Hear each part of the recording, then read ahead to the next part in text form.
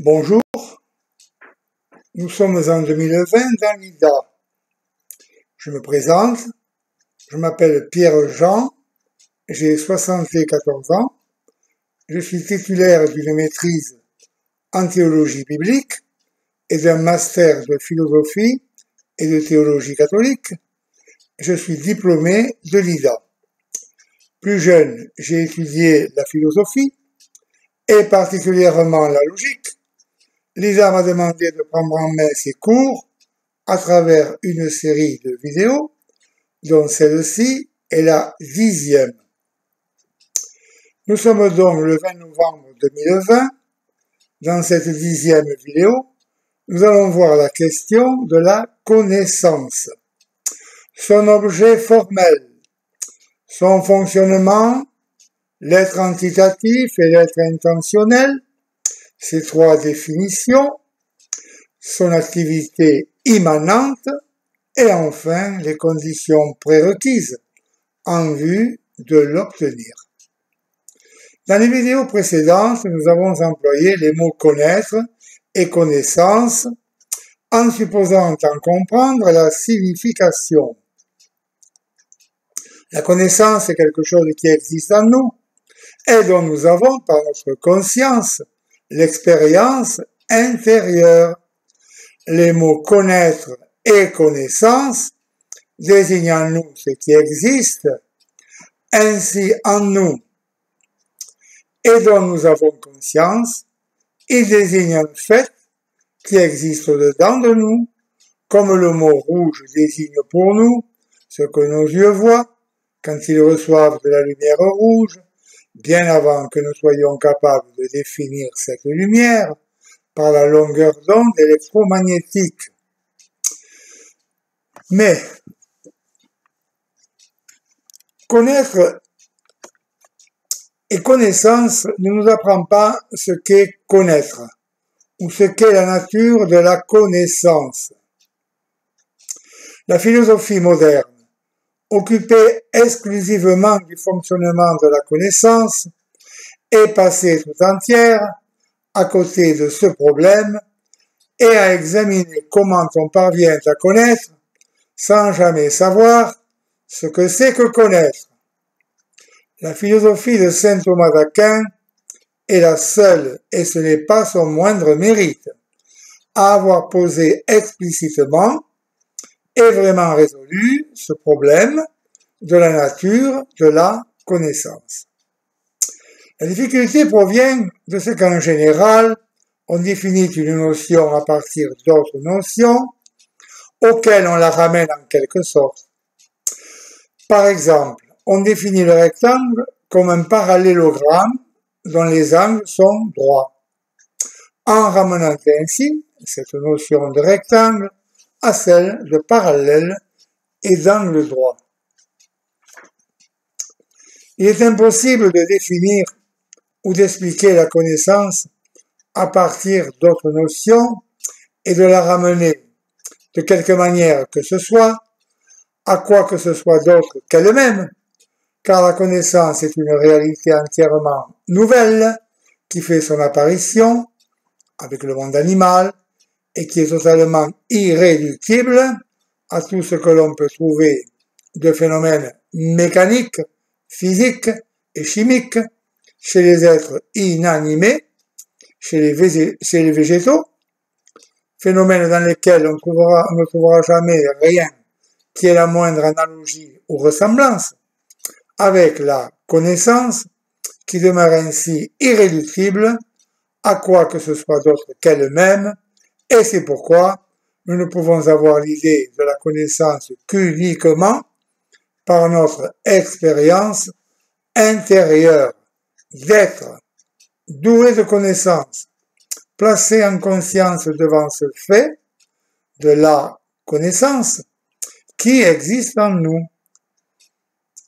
Par exemple, nous connaissons très exactement les phénomènes physiques, chimiques et physiologiques qui, sous l'action de la lumière rouge, se produisent dans notre rétine et notre nerf optique.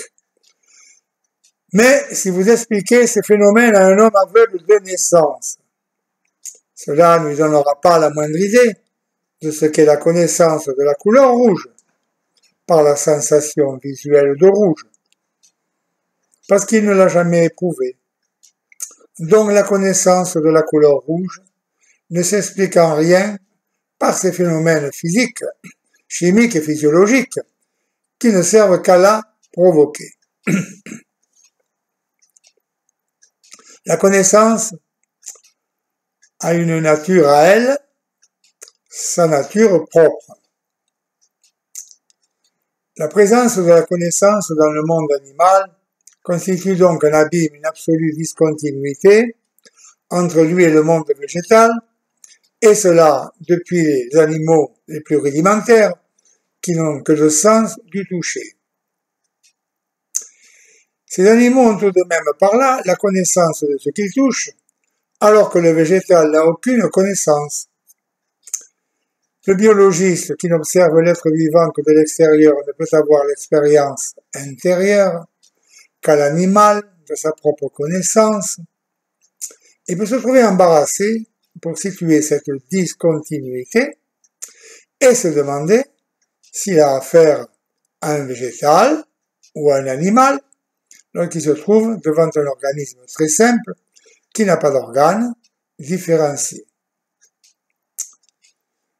Seule en effet la présence d'organes des sens et d'un système nerveux correspondant nous donnera la certitude d'avoir affaire à un animal.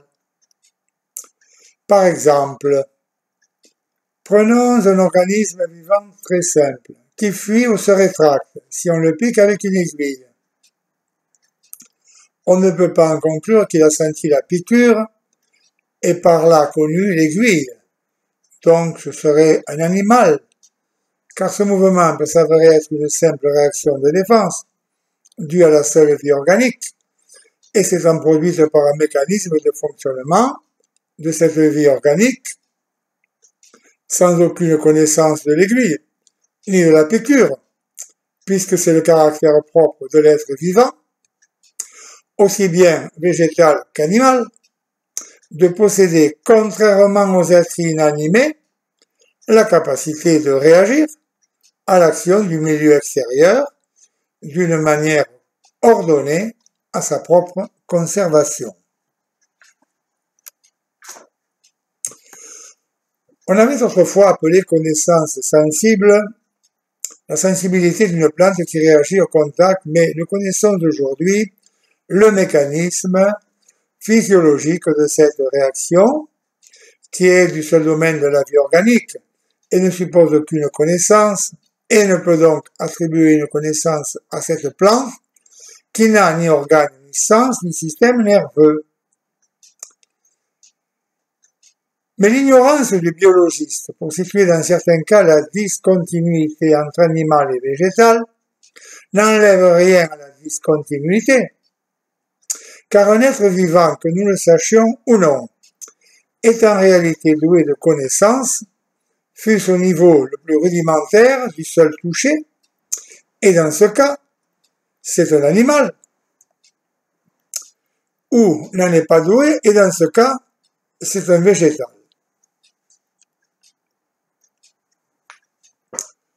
On pourrait se demander si la sensation sous la forme la plus rudimentaire du seul toucher n'existe pas ou n'exige pas, absolument dans tous les cas, un minimum de système nerveux. S'il en était ainsi, tous les organismes vivants les plus simples n'ayant aucun système nerveux seraient en réalité des végétaux, même lorsqu'en raison d'autres critères, les biologistes les classent comme animaux. Posséder la connaissance constitue pour les animaux une prodigieuse perfection. Les animaux, même les plus rudimentaires, sont infiniment supérieurs aux végétaux, même les plus développés. En effet, l'être qui n'est pas doué de connaissance est totalement limité à ce qu'il est par sa propre nature, enfermé en quelque sorte dans cette nature, sans aucune communication avec les autres réalités qu'il ne connaît pas. Au contraire, l'être doué de connaissance est ouvert par là sur tout ce qu'il connaît, bien plus loin d'être limité à ce qu'il est lui-même, par sa nature propre. L'être doué de connaissance, donc, possède en quelque sorte en lui tout ce qu'il connaît, qui est présent en lui, dans et par la connaissance qu'il en a. Nous verrons par la suite comment l'objet connu est présent dans le sujet connaissant, dans et par la connaissance qu'il en a, comment la connaissance est vraiment une présence en nous de tout ce que nous connaissons. Ainsi, l'être doué de connaissance au-delà de ce qu'il est lui-même par sa nature propre se trouve d'une manière nouvelle, en quelque sorte, dilaté par sa connaissance à la mesure de tout ce qu'il connaît. La connaissance est donc, pour celui qui en est doué, un prodigieux enrichissement et développement de l'être, étendant l'être au-delà de sa nature propre, par la présence de tout ce que l'on connaît, dans et par la connaissance que l'on en a. La connaissance est ainsi non seulement le grand moyen de communication, mais le grand moyen d'interpénétration des êtres présents, les uns dans les autres, dans la connaissance qu'ils ont, les uns des autres. Pour l'animal, cela se limite aux êtres individuels qui ont agi physiquement sur les organes sensoriels. Pour l'être intelligent, c'est l'ouverture sur l'infini de l'être.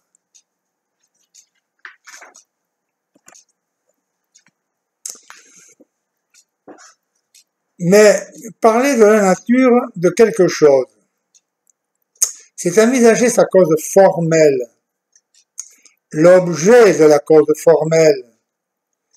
Si l'être humain est doué de connaissance, ce qui revient à dire d'une manière précise que la connaissance est en lui, un accident, dont sa substance est le sujet, il en est de même, bien sûr, pour la connaissance sensible chez les animaux. La connaissance, au niveau de l'expérience que nous en avons, suppose donc un sujet connaissant, qui est une substance dont elle est un accident. Le verbe connaître n'a aucune signification sans un sujet. Son emploi suppose ce sujet, et il serait impossible de dire il connaît, comme on dit il pleut. Mais si ce verbe connaître suppose un sujet, il suppose aussi un complément, sans lequel il n'y aurait aucune signification, car il n'y aurait aucune connaissance s'il n'y avait pas quelque chose qui soit connu. Donc, la connaissance, en même temps que le sujet connaissant, suppose quoi? L'objet connu. Car connaître, c'est connaître quoi? Eh bien, quelque chose. Parce qu'il ne peut y avoir une connaissance qui serait la connaissance de rien. Si quelqu'un dit « je connais », on pourra lui demander « qu'est-ce que vous connaissez ?» Et s'il ne peut pas répondre à cette question, c'est qu'il ne connaît rien, et qu'il n'y aurait en lui aucune connaissance, et qu'il aurait menti en disant « je connais ». Toute connaissance est ainsi une certaine relation entre le sujet connaissant et un objet connu.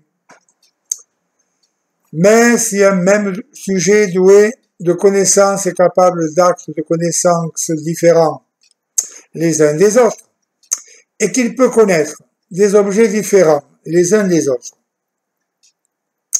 ce n'est pas le sujet qui spécifie l'acte de connaissance, c'est-à-dire lui donne sa nature ou son espèce, par laquelle il est distinct de tout autre. Donc, ce n'est pas le sujet qui est la cause formelle de ces actes de connaissance.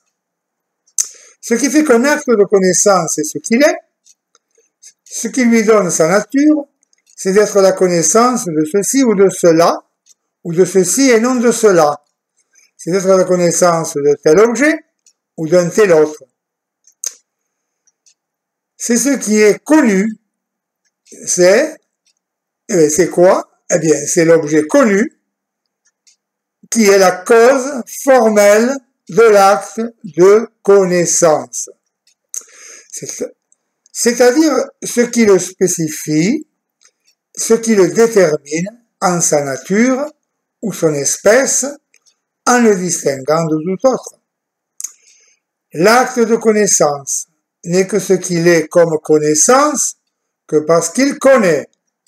On entendra dire quelquefois que l'objet est la cause de la connaissance. Mais cette expression manque de précision si l'on ne dit pas aussi qu'il s'agit de la cause formelle, car alors on pourrait être tenté de croire que l'objet serait la cause efficiente de la connaissance. Or, il peut arriver, dans certains cas, que l'objet connu soit la cause efficiente de l'acte de connaissance. Nous avons vu, par exemple, qu'il en a été ainsi dans le cas de la sensation, où là c'est le phénomène physique perçu par les sens, qui agissant sur la faculté de connaissance, la fait passer de la puissance à l'acte, et donc à la cause efficiente. Mais quand l'objet ainsi connu est cause efficiente de l'acte de connaître, c'est accidentel à sa nature d'objet. Puisqu'il y a bien d'autres cas où l'objet connu n'est pas une cause efficiente, par exemple dans le cas de la sensibilité interne et dans le cas de la connaissance intellectuelle humaine. Ce qui appartient à l'objet en raison de sa nature même d'objet et d'être cause formelle. Nous avons vu que la cause formelle est intrinsèque, parce que constituant quelque chose dans sa nature, cela nous fait dire que l'objet connu est présent dans l'acte de connaissance pour le constituer dans sa nature propre, qui est précisément d'être la connaissance de cet objet-là et non de notre. Cela démontre d'une manière précise en philosophie cette présence en nous de tout ce que nous connaissons dans et par la connaissance que nous en avons au niveau de l'expérience commune. Mais ce n'est pas une présence matérielle. Par exemple, l'éléphant que nous voyons ou auquel nous pensons n'est pas matériellement présent en nous. Il va donc falloir caractériser avec précision de quel genre de présence il s'agit ici. Mais nous ne pourrons pas le faire sans avoir d'abord traité un problème très important de métaphysique que nous avions laissé de côté dans cette première explication et qui est celui de la distinction entre l'être entitatif et l'être intentionnel. L'être entitatif et l'être intentionnel. Cette distinction de l'être entitatif et de l'être intentionnel, nous allons voir qu'elle est indispensable pour définir avec précision la nature de la connaissance, bien que n'étant pas établie à ce propos, mais plutôt pour le problème de la causalité instrumentale. Il s'agit d'un cas de la causalité efficiente, où la cause ne peut réaliser son effet qu'au moyen d'un instrument, car sans cela, cause principale et instrumentale ne peuvent rien l'une sans l'autre dans la production de cet effet, car l'instrument ne peut agir que sous la motion de la cause principale, et c'est pourquoi il n'est que cause instrumentale. L'effet ne vient pas alors en partie de la cause principale et en partie de l'instrument, comme le mouvement d'une voiture, par exemple, tiré par 2 chevaux, qui vient pour une part de l'un et de l'autre, leur force s'additionnant, mais il vient là tout entier de la cause principale, qui n'agit que par le moyen de l'instrument, et inséparablement, tout entier de l'instrument, qui n'agit que sous la motion de la cause principale. Exemple. Lorsqu'un peintre fait un tableau, il n'y a pas une partie du tableau qui serait à la fois l'œuvre du peintre seul et une autre partie qui serait celle du pinceau seul. Mais la totalité du tableau constitue l'œuvre inséparablement du peintre peignant au moyen du pinceau et du pinceau mu par le peintre, dont l'instrument possède une capacité qui lui appartient en propre, sans quoi il ne serait pas cause du tout, et alors il ne servirait à rien, à la cause principale.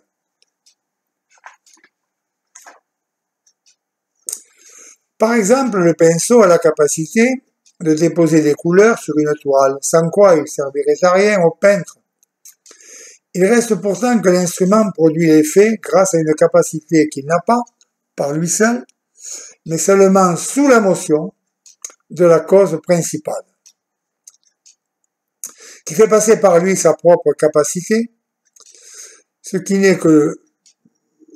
n'est que sous la motion du peintre, et grâce à la capacité du peintre passant à travers lui, que le pinceau peut faire un tableau, sinon le pinceau serait alors lui-même peintre, et non plus instrument, mais alors cause principale. Allons plus loin. Puisque c'est la totalité et non une partie de l'effet qui est produite par l'instrument, il faut conclure que l'instrument, tant qu'il concourt à la réalisation de cet effet, possède réellement en lui la capacité de la cause principale qui passe par lui en lui étant communiqué par la motion de cette cause principale. Exemple. Il s'agit d'un peintre de génie. S'il s'agit d'un peintre de génie, on retrouve le génie du peintre dans le tableau.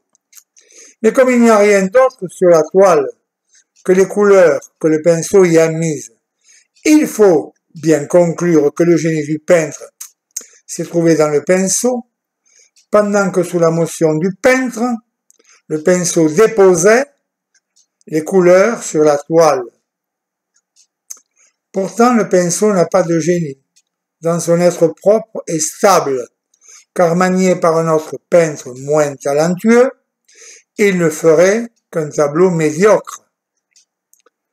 Dans son être propre et stable, il n'a que la capacité de déposer des couleurs sur une toile.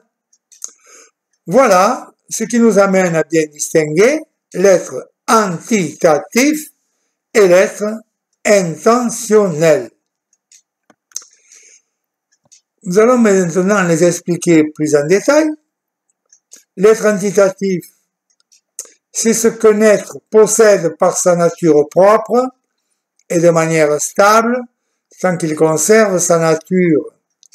Par exemple, c'est antitativement que le pinceau a la capacité de déposer des couleurs sur la toile, et c'est antitativement que Rembrandt avait du génie. Voyons maintenant l'être intentionnel. C'est ce qu'un être ne possède pas de façon stable par sa nature propre, mais qui lui est communiqué à l'état de pur passage, de pure tendance, a un effet à réaliser pendant que dure la réalisation de cet effet. C'est un peu l'idéal de l'artiste, où toute l'énergie se met en mouvement dans la tendance à réaliser l'œuvre.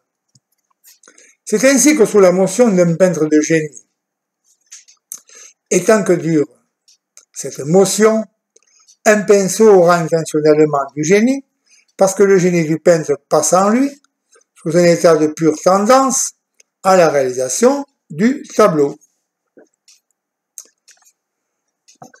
Le mot intentionnellement n'est pas à prendre ici au sens courant, où il signifie qu'on a eu l'intention de faire quelque chose, mais selon son étymologie, où le préfixe « in » signifie « vers », et où la suite du mot provient du verbe tendre, de sorte qu'il s'agit d'une forme d'être où tout consiste dans l'état de tendre vers l'effet, qui sera par là réalisé, c'est-à-dire d'un être purement tendanciel, comme l'être du génie du peintre dans le pinceau. Ainsi, l'instrument agit selon la capacité qui lui appartient antitativement, mais en recevant en même temps intentionnellement communication de la capacité de la cause principale sous la motion de celle-ci. Et c'est de cette manière que l'effet sera obtenu. Nous allons procéder maintenant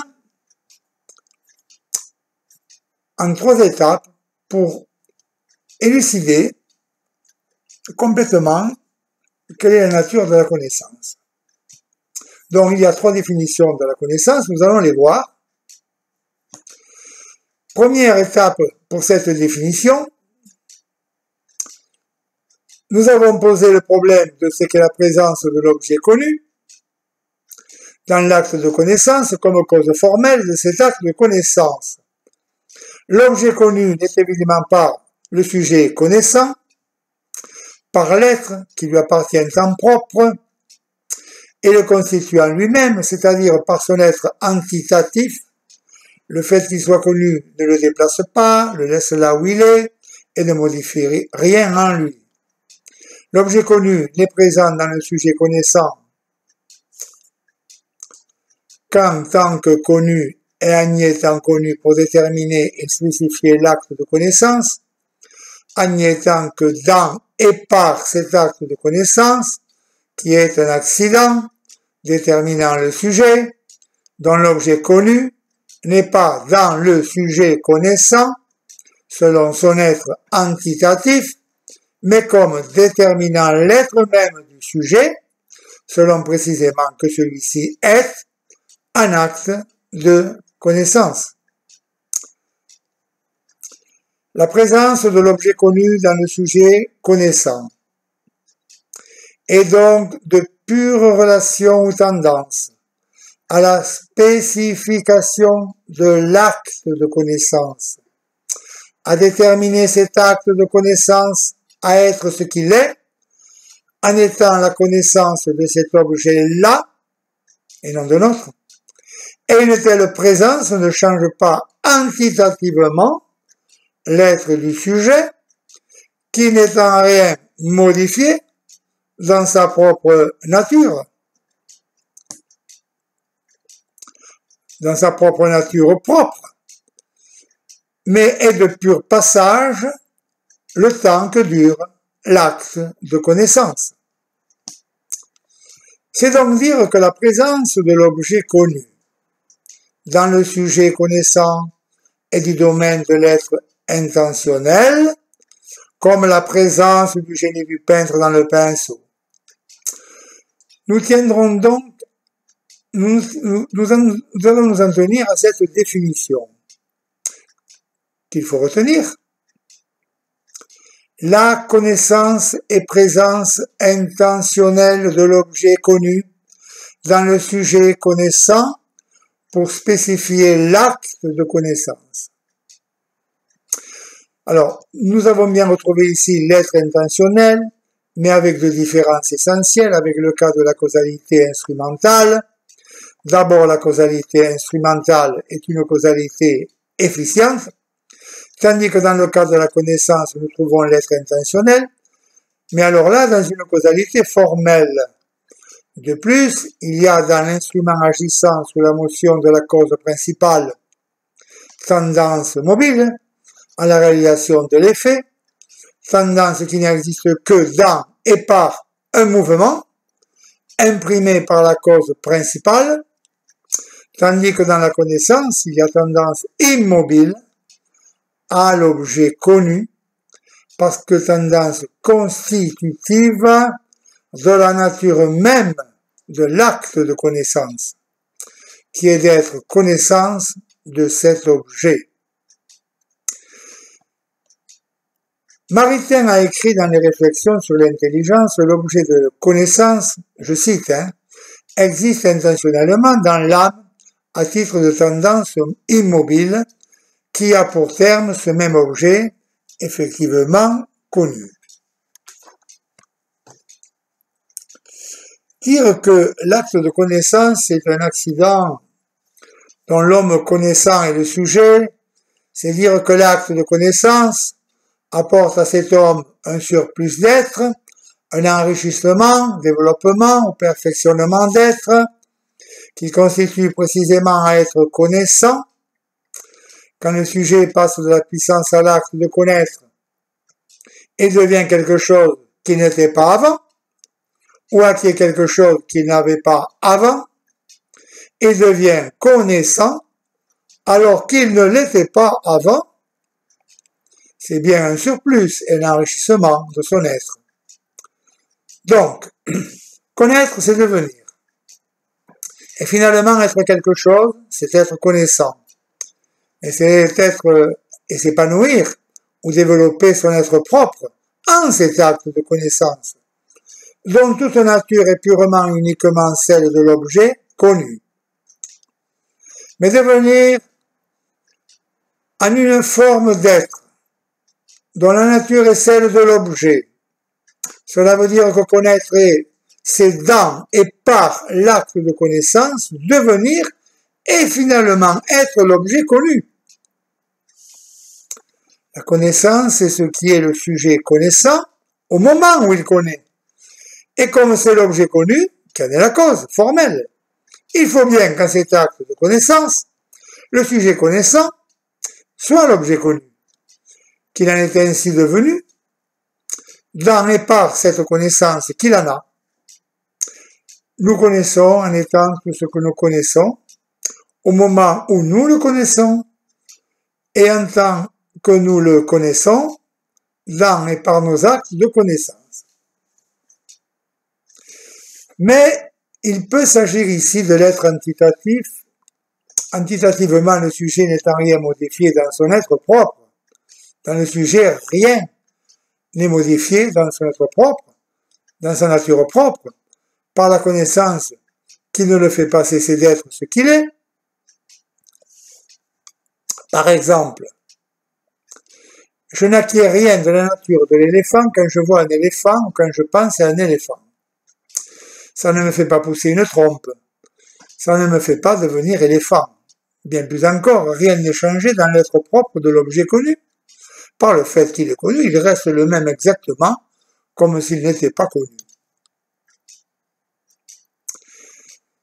S'il est vrai que connaître et devenir, c'est devenir l'objet connu, ce n'est pas antitativement, mais selon un être de pur passage, qui ne dure que ce que dure l'acte de connaissance, et ne consiste qu'en cet acte de connaissance, selon un être de pure tendance, au seul fait de connaître, à la seule réalisation de la connaissance, c'est-à-dire l'être intentionnel. Nous pouvons donc donner une seconde définition, que voici, et qu'il faut retenir.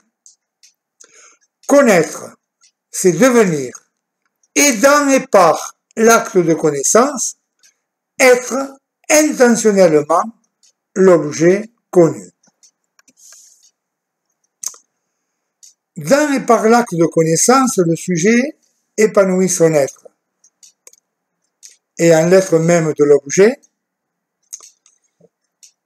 Maritain, qui est grand poète et grand métaphysicien, dans ses réflexions sur l'intelligence, qui est un ouvrage de Jacques Maritain, a cette formule admirable. Il dit que connaître une chose, c'est fleurir en cela même que la chose est, c'est-à-dire en même temps. C'est donc dilater son être à la mesure de l'objet. Nous pouvons dire que la connaissance donne à l'être connu son chez-soi, chez nous, pour être simple. Nous voyons s'opérer par la connaissance l'interpénétration, l'intercommunication, la transparence totale des êtres. Dans le cas de la connaissance sensible, cela est limité par le conditionnement à une action physique, exercée sur les organes des sens.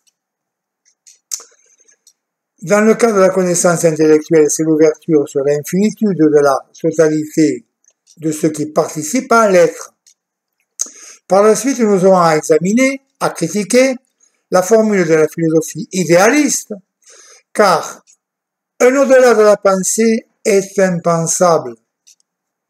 Dès maintenant, nous pouvons voir que la pensée est au-delà de l'être entitatif, du sujet pensant, puisqu'en elle et par elle, ce sujet pensant est intentionnellement, mais véritablement l'objet connu, qui par là, au moment où il est connu, et en tant que connu, n'est plus au-delà de la pensée, mais est véritablement en elle, et la constitue comme connaissance de lui. Méconnaître cela serait méconnaître le pouvoir propre de l'être doué de connaissance, qui est de devenir ainsi intentionnellement les autres êtres en les connaissant. Ce serait donc finalement nier le fait même de l'existence de la connaissance. Passons à la troisième phase. Le sujet en puissance de connaître et l'objet en puissance d'être connu, qui n'ont que leur être entitatif, sont bien distincts l'un de l'autre, sans communication entre eux. Mais lorsque dans l'acte de connaissance, inséparablement, le sujet passe de la puissance à l'acte de connaître, et l'objet de la puissance à l'acte d'être connu, ils vont s'identifier dans l'être intentionnel, constitutif de cet acte de connaissance, qui est à la fois et inséparablement sujet, en acte de connaître, et objet, en acte d'être connu, puisque le sujet, en acte de connaître, est devenu intentionnellement l'objet, en acte d'être connu. C'est par là seulement qu'il est en acte de connaître. Et que l'objet n'est en acte d'être connu que dans cet acte de connaissance, où le sujet, par son acte même de le connaître, est devenu cet objet intentionnellement. Et nous pouvons donner donc cette troisième définition qu'il faut bien retenir. La connaissance, c'est l'identification dans l'être intentionnel du sujet, en acte de connaître, et de l'objet en acte d'être connu, dans et par l'acte de connaissance. L'objet en acte d'être connu n'est donc pas au-delà du sujet en acte de connaître, puisque précisément dans et par cet acte de connaître, ils sont identiques. Méconnaître cela serait nier le fait même de l'existence de la connaissance. Nous avons défini en métaphysique les principales catégories d'accidents dans lesquelles faut-il placer cet accident du sujet connaissant dans son acte de connaissance. Eh bien, parce que la connaissance est une activité du sujet, on pourrait être tenté de la situer dans la catégorie action. Pour examiner s'il en est vraiment ainsi, il va falloir distinguer activité transitive et activité immanente. L'activité transitive signifie un passage à son terme, non pas dans le sujet agissant, mais dans ce qui, recevant ou subissant cette action, est transformé par elle, comme la plaque photographique par la lumière ou le marbre par le ciseau du sculpteur, de sorte que lui correspond toujours une réceptivité. C'est elle et elle seule qui constitue la catégorie action. C'est à son domaine qu'appartiennent tous les phénomènes mécaniques, physiques, chimiques que l'on observe chez les êtres inanimés. Au contraire, l'activité dite immanente a son terme dans le sujet agissant lui-même et par là appartient à la catégorie qualité et non à la catégorie action, puisqu'elle est auto-perfectionnement du sujet agissant lui-même, perfection ou enrichissement ou développement qu'il est en capacité de se donner à lui-même. Donc, d'excellents philosophes ont défini la vie comme des activités immanentes, distinguant bien par là les êtres vivants des êtres inanimés. La raison de cela est que, tandis que les êtres inanimés se laissent sans réagir transformer, user ou détruire par l'action du milieu extérieur, dans lequel ils se trouvent, les êtres vivants réagissent d'une manière ordonnée à leur propre conservation ou à la conservation de l'espèce. C'est cela qui caractérise et définit la vie, cette ordonnance finalisée par la conservation de l'être entre des phénomènes physiques et chimiques, dont chacun est identique à ceux qui se passent chez les êtres inanimés, donc ainsi l'activité vitale a son effet dans l'être vivant, lui-même, dont elle assure la conservation, et par là nous apparaît comme immanente. Mais elle est un ensemble de phénomènes physiques et chimiques qui sont des activités transitives, par lesquelles les différents organes de l'être vivant agissent les uns sur les autres, et c'est à l'ordonnance finalisée de cet ensemble qui constitue la vie que l'on peut attribuer l'immanence, dont l'activité purement et simplement immanente commence donc avec la connaissance qui en tant que telle n'a aucune action en dehors du sujet connaissant, mais constitue, comme nous venons de le voir, une pure perfection appartenant au sujet connaissant et demeurant en lui, donc une activité qui paraît le même à tout son terme dans le sujet connaissant lui-même, précisément en le constituant comme connaissant, en lui donnant cette perfection qui est de connaître. La philosophie moderne, dans son ensemble, depuis Descartes jusqu'à Jean-Paul Sartre, ne s'est occupée que du fonctionnement de la connaissance, d'étudier comment on parvient à connaître, en passant à côté du problème du savoir ce que c'est que connaître. Ceci l'a amené à considérer les activités des facultés de connaissance sur le type d'activité donc que j'appellerais transitive, c'est-à-dire précisément sur le type de tout ce qui n'est pas la connaissance, en méconnaissant par là la nature propre de celle-ci.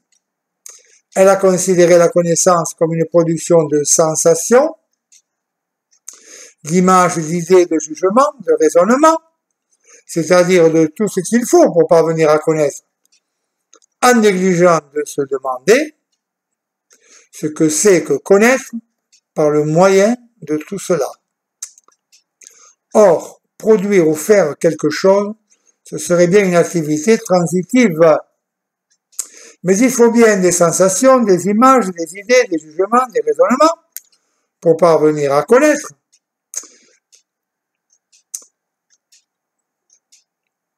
Mais connaître n'est pas faire ou produire quelque chose, mais être quelque chose, être connaissant. Et par là, comme nous l'avons démontré, être intentionnellement l'objet en acte d'être connu, en tant même qu'il est connu. Pour mieux éclairer le fait que la connaissance, c'est être, citons une réflexion de l'intelligence, sur l'intelligence de Jacques Maritain. Je cite, « Connaître une pierre ou un arbre n'est pas faire cette pierre ou cet arbre, ni agir pour le modifier sur leur être propre, ni agir sur notre être pour le modifier à leur occasion. Serait-ce faire en soi-même une image de cette pierre ou de cet arbre? Eh bien, il y aurait une contradiction dans les termes à dire que connaître une chose consisterait à en faire une image. En effet, d'une part, faire une image de la chose implique qu'on connaît la chose. Et d'autre part, si connaître constituait essentiellement à faire l'action de connaître, aurait pour terme la chose faite, c'est-à-dire l'image, ce qui contredit le premier présupposé. La connaissance est une action qui n'est pas de soi une production et qui ne va qu'à parfaire intrinsèquement la faculté. C'est pourquoi les thomistes ne la classent pas dans le prédicament action, mais dans le prédicament qualité. Connaître pris dans sa raison formelle n'est pas faire, mais être ou devenir d'une certaine manière en un achèvement intérieur où s'épanche la spontanéité vitale du sujet, par lequel celui-ci se parfait lui-même en lui-même. Une activité transitive a pour effet la réception d'une forme par une matière, forme accidentelle, quand il ne s'agit pas d'un changement de nature de substance. Tel est par exemple le cas de la plaque photographique impressionnée par la lumière ou de la cire qui reçoit l'empreinte du cachet. Ceci a amené Descartes à se représenter le sujet comme une matière en laquelle serait comme imprimée la forme de l'objet. Mais alors le sujet ne serait que réceptif, alors que dans la connaissance il est évident qu'il est actif, celle-ci étant activité du sujet, tandis que l'objet, sauf dans le cas de la sensation, n'y exerce aucune activité. Cette évidence a conduit Kant à l'idéalisme, à renverser le rapport et à voir dans le sujet le principe formel de la connaissance, mais ceci est encore inadmissible, puisque nous avons démontré que c'est l'objet et non pas le sujet qui est la cause formelle de l'acte de connaissance.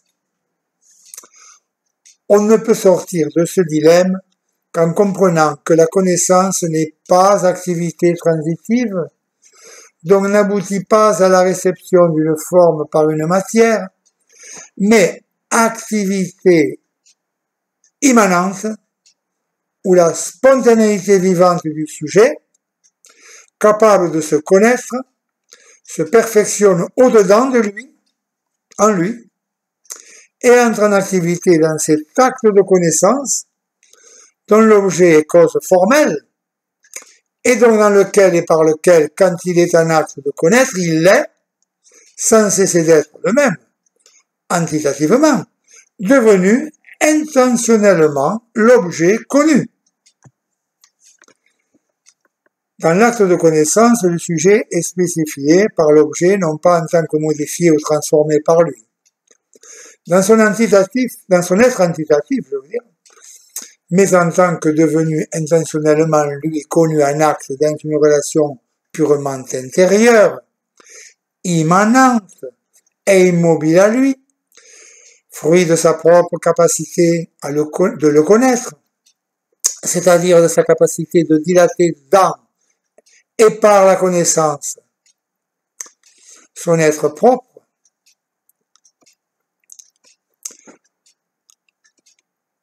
en l'être même de l'objet.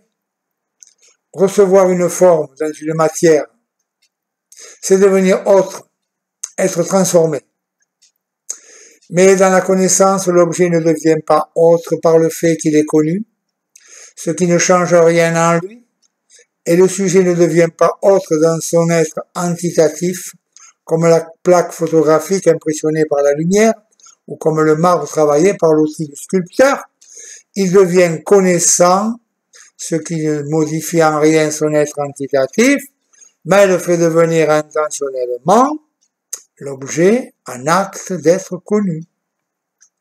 Mais c'est là devenir cet objet qui est cause formelle de l'acte de connaissance dans sa nature propre, qui est autre que celle du sujet. C'est donc ne pas devenir autre, mais devenir l'autre, en ce qui est en lui-même, dans sa nature propre d'autre, distinct du sujet. D'où la formule de Jean de Saint Thomas, que connaître, c'est devenir l'autre en tant qu'autre. Il ne faut donc pas imaginer que sujet et objet se combineraient et s'uniraient pour constituer un troisième terme, par une modification réciproque des deux, comme seraient l'hydrogène et l'oxygène pour constituer l'eau, ou le moule et l'argile constituant la statue.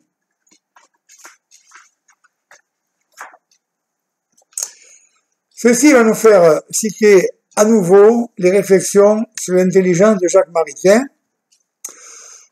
en étant qu'il spécifie la connaissance, l'autre n'est pas pris comme produisant une modification dans l'être propre du sujet, et donc comme se référant à cet être propre, comme communiquant avec lui pour introduire une variation dans les accidents qui le vectent et tirer de lui un son nouveau, si l'on peut dire. Qu'est-ce à dire sinon qu'il est pris au contraire comme n'entrant pas en composition avec l'être propre du sujet, comme indépendant de lui, comme demeurant un autre. Mais en connaissant, je ne deviens pas autre, je deviens l'autre. Il y a tout un monde entre ces deux formules. Quand une forme reçue dans une matière la détermine, de telle façon, eh bien cette forme et cette matière s'unissent pour composer un troisième terme, qui n'est ni l'une ni l'autre, mais la matière informée. Ainsi la matière devient autre, acquiert dans son être propre un accident nouveau, elle ne devient pas l'autre. La cire reçoit l'empreinte, elle ne devient pas le sceau. Mais l'intelligence qui connaît a en elle la forme de l'objet connu, sans composer avec elle un troisième terme. Alors, et à ce titre, elle ne peut être déterminée par cette forme d'une manière infiniment plus profonde, en épousant cela même qu'elle est, en la recevant dans le fond de l'être, en étant changée en elle, bref, en la devenant, et cela non pas par une transmutation de son être propre, mais dans un genre d'être supérieur, greffé sur son être propre. La connaissance est donc bien la qualité par laquelle le sujet en acte de connaître est par là devenu intentionnellement l'objet en acte d'être connu. Nous venons d'insister pour qu'on ne se contente pas d'examiner ce qu'il faut pour parvenir à connaître, mais qu'on saisisse ce que c'est que de connaître. Maintenant que ce dernier point a été élucidé avec précision, il faut revenir sur les conditions pour parvenir à connaître, précisément pour examiner comment elles conditionneront le fait même de connaître. Il est clair que pour qu'ait lieu l'acte de connaissance dont nous venons d'expliquer longuement la nature, il faut que la faculté de connaissance, sensibilité ou intelligence passe de la puissance à l'acte de connaître, ce qui ne se fera pas sans quelque changement du domaine de l'être antitatif. Nous ne devons pas nier celui-ci, mais simplement marquer avec insistance, pour éviter tout équivoque, que ce n'est pas en lui que consiste l'acte même de connaître, parce qu'il ne constitue qu'une condition prérequise à la réalisation de cet acte de connaître.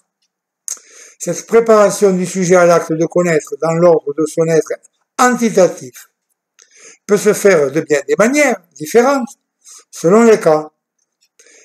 Par exemple, dans le cas de la sensation, cela a lieu par la causalité efficiente du phénomène perçu agissant sur l'organe de perception.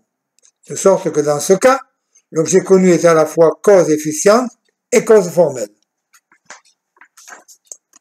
Dans le cas de la sensibilité interne, cela a lieu par la causalité formelle des images, dans le cas de la connaissance intellectuelle, par la causalité formelle des idées, causalité formelle qui est de l'ordre des conditions du domaine antitatif, prérequise à l'acte de connaître, et qu'il ne faut pas confondre avec la causalité formelle de l'objet lui-même dans l'acte même de connaître. Images et idées sont des formes accidentelles, informant la faculté de connaissance est donc le sujet lui-même dans son être antitatif. Donc, modifiant ce sujet, par le fait qu'il possède en lui ses images, ses idées. Un cas plus difficile est celui d'un esprit pur, que nous verrons par la suite à propos des esprits purs. Toute la philosophie moderne, en ne considérant pas ces conditions d'ordre antitatif, prérequises à la réalisation de l'acte de connaître, est passée à côté de l'acte de connaître lui-même, qui ne consiste pas en ces conditions prérequises, mais à être intentionnellement l'objet, en tant même qu'il s'y trouve, un acte d'être connu. C'est encore à Maritain, dans ses réflexions sur l'intelligence, qu'il nous convient de citer encore une fois. La similitude de l'objet connu dans le sujet species impressa ou species expressa a deux rôles et deux aspects différents. D'une part, dans l'ordre antitatif, elle est une forme accidentelle, informant la faculté, entrant en composition avec elle, pour constituer un tertium quid, la faculté est modifiée, accident de son âme, de sa pensée. D'autre part, dans l'ordre intentionnel, en tant même que similitude, elle est le vicaire de l'objet, ou plus exactement, elle est l'objet lui-même comme signe, l'objet lui-même comme forme, ne composant pas matériellement avec la faculté, mais au contraire immatériellement, présente en elle et existant là, d'un pur être de tendance, l'objet comme germe intentionnel pour la species impressa, l'objet comme fruit intentionnel pour le concept et les purs signes formels, par le moyen desquels l'intelligence devient intentionnellement l'objet. C'est ce que la connaissance requiert, une double union dans l'être antitatif d'abord, par laquelle le sujet est mis en contact avec la chose, puis l'union par laquelle l'un devient l'autre, interpénétration, et qui s'accomplit dans l'être intentionnel. Ainsi faut-il que notre intellect soit déterminé par un accident qui l'affecte dans l'être antitatif, pour que soit greffé ou reçu en lui l'objet dans l'être intentionnel, et que l'intellection se produise. Mais la première de ces deux unions n'est qu'une condition prérequise, elle soutient le connaître et le rend possible, elle reste étrangère à son essence, la seconde seule constitue, comme nous l'avons vu, la connaissance.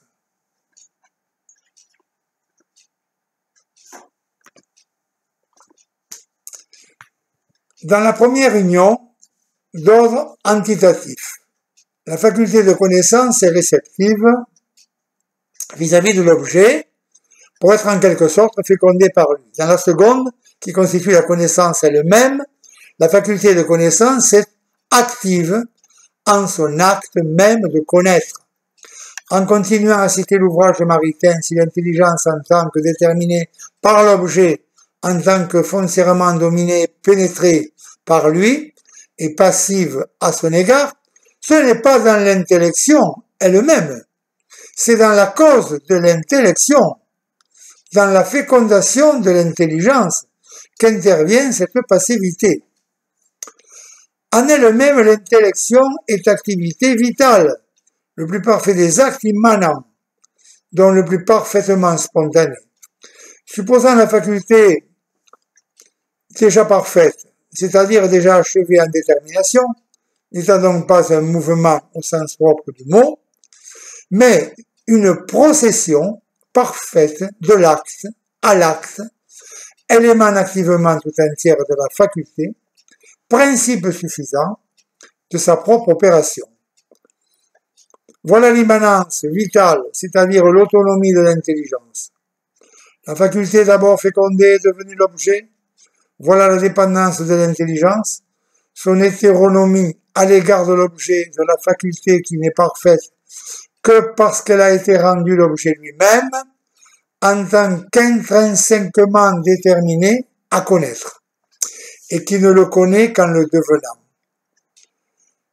Par cette voie et par elle seule, on peut se faire une idée du mystère de la connaissance, entrevoir comment, sans aucun mélange de leur être propre chacun, gardant intacte sa nature, l'un devient l'autre, c'est que la faculté de connaissance est précisément la faculté d'un acte dans lequel et par lequel on est l'objet connu, qui en est la cause formelle, en tant même qu'il est connu. Pour connaître, il faut des sensations, des images, des idées, des jugements, des raisonnements, mais par ceci, connaître n'est rien d'autre que cette expansion de notre être en l'être même de l'objet, que par l'acte de connaissance, on est devenu, intentionnellement, en tant même qu'il est connu. Et c'est à ce terme que tendent toutes les activités des facultés de connaissance, puisque c'est par là seulement que l'on connaît. Voilà, nous terminons donc ce dernier cours. Nous sommes aujourd'hui le 20 novembre et nous terminons l'année avec cette 10e vidéo consacrée à l'IDA. Cette année 2020 qui s'achève a éprouvé bon nombre d'entre nous, en raison de mesures de sécurité sanitaire imposées par la pandémie du Covid-19. Cette série de vidéos consacrée à l'IDA trouvera sa suite en janvier 2021, avec la 11e vidéo qui portera sur le problème de la vérité, toujours en grande logique philosophique, à l'école d'Aristote et de saint Thomas d'Aquin. En l'attente, je souhaite à tous d'excellentes fêtes de fin d'année. À très bientôt en 2021. Au revoir.